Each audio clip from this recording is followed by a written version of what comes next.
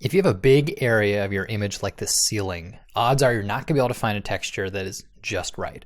Especially because I had in my mind this idea of kind of a grungy drop ceiling. And when I envisioned it, I thought, oh, there's gonna be a million photos of that. I used to have a basement that looked like that. So you go to Google image search and look around, and maybe you can find individual elements. Like I found a stain that looked kind of nice to fit in this corner. Or I found a individual tile that had the correct texture.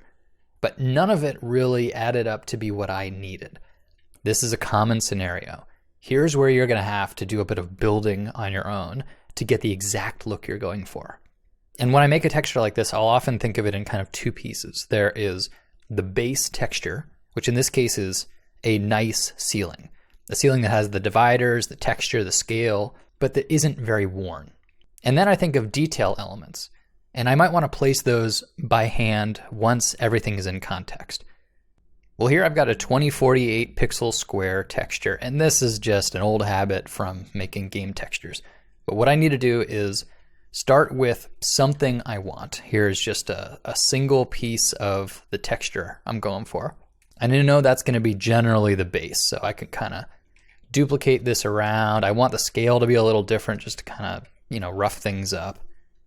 It didn't need to tile, I just needed to expand it. And this was nice because it's a very uniform texture.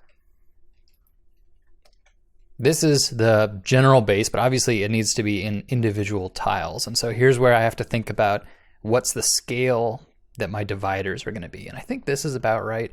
I'm gonna leave the color as placeholder for now. Yeah, that seems fine. But I'm just gonna duplicate enough of these to kind of indicate the number of tiles I'm looking for. And the really nice thing with working with graphic design bits like this is Photoshop makes your job easy. You can select all these, auto distribute them, then I could duplicate them all, rotate the whole group 90 degrees, and here I have a pretty convincing set of dividers. It was really easy to accomplish. And if I'm working with elements like this, I'll often group them into a safe group, which I hide, and then just flatten the original. So I have a single layer now, which gives me all of this. My goal is still to have that essentially 50% overlay layer, low contrast, hovering around the middle.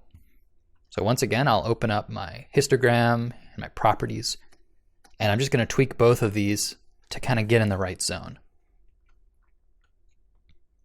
So I'm bringing my values here down to be that 50%. Looks about right. And then I wanna do the same with my dividers, but I want to give them a little bit more life. So I'm actually going to lock transparent pixels on this layer. And now I'm just going to paint manually. So I'm going to pick a slightly lighter than 50% value. Paint that in.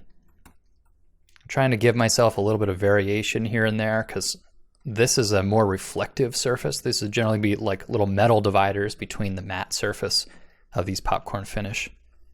So you might be catching some random little reflections around. And now what I also need is a little bit of depth, a bit of a bevel on each of these panels. So what I want is not the selection of the borders, but I actually want the inverse of that. I want just the grid squares. And here's where I'm going to use layer styles. I don't use them often in painting, but for something like this, it's really useful. Ooh, that's hard to look at. Okay, so I have just a layer with a solid fill that is just the grid squares. What I'm going to do here is actually lower its fill to 0%. So it looks invisible, but it's actually still there. The reason I'm doing that is because any layer styles that I apply to it will be visible. And what I want, I think, is bevel. Yeah. And I definitely want this to be subtle. You don't want to get too heavy-handed with this. But I'm just putting in a chisel, hard, emboss. Call that good. And here I have a base. This is going to work fine to then put details on top of. And just like working with photos, my goal was still to kind of get this narrow middle stripe. So we'll call this part one. This is the base. And then I collect all these little bits that I liked as individual bits of detail or focus. And so, I don't need the rest of the ceiling. All I really need are the bits that I'm going to add on. And I just isolate them that way. Here I was thinking about maybe this little corner peeking out, but I could probably add that by hand, so I'll hide that one. But these are good enough. They're going to give me a little bit of hue. They have some yellow in them, but I only want them to darken. And remember, if I want to have a multiply blending mode, a darkening layer, I have to be very careful about the midtones getting too dark. So here's where I'd use a levels adjustment layer and really just focus on keeping everything nearly white, except for the details I want, which are a bit darker.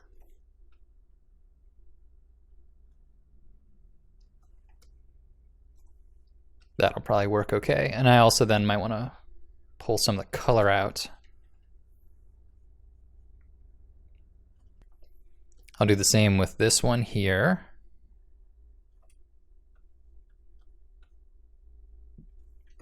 And then this one, I've actually done a little photographic removal. So the transparent pixels you see here are actually the borders of that layer.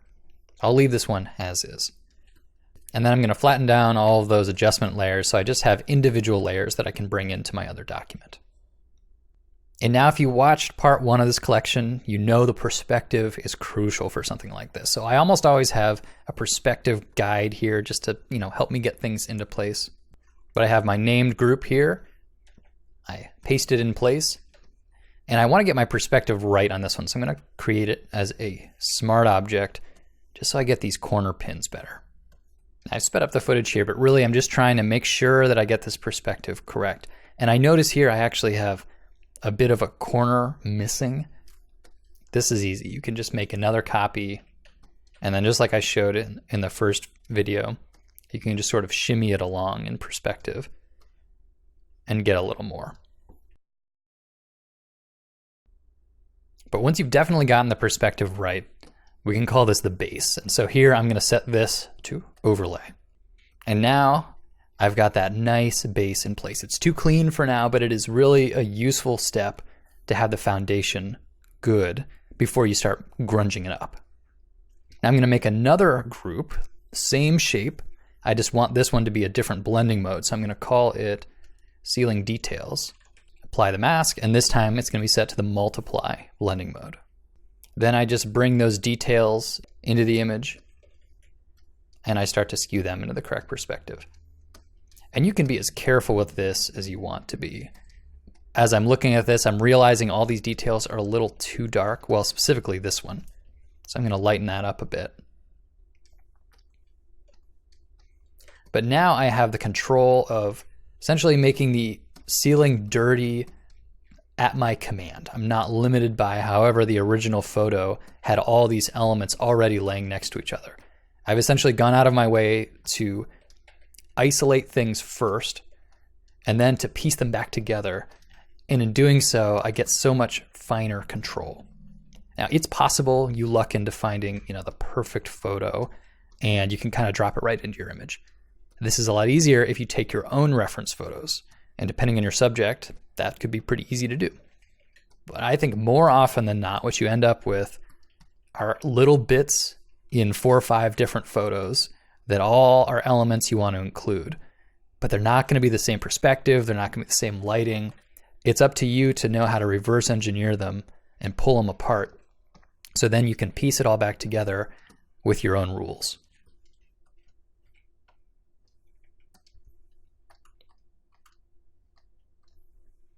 Because I wouldn't have been able, I think, to find this exact photo. I'm essentially using Grime as a compositional element. I'm looking at how my entire image is relating and where I want to add attention, where I want to remove attention. And I'm sort of using these naturalistic random details to direct the eye. And really that's where being able to have complete control makes this process so much more powerful. The photos are here to help you, and you shouldn't rely on the way that they come out of the box.